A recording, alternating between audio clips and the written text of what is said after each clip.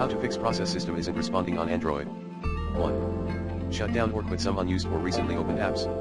2. Check if you've run into the low storage space issue. If so, free up some more storage space on your phone. 3. Remove SD card.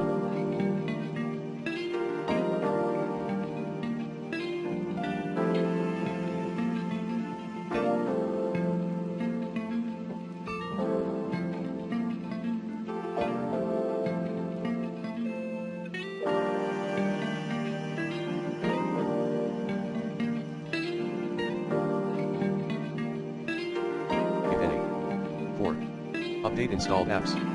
5. Update current Android OS. 6. Boot your Android in safe mode, then rid of the troublemaker, if you can. And if you can't, remove the pre-installed.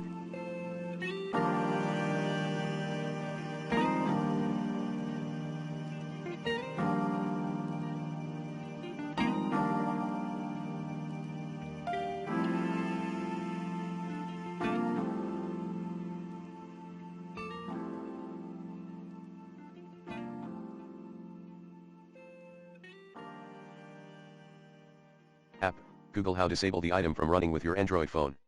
7. Back up your data, then perform a factory reset on your Android.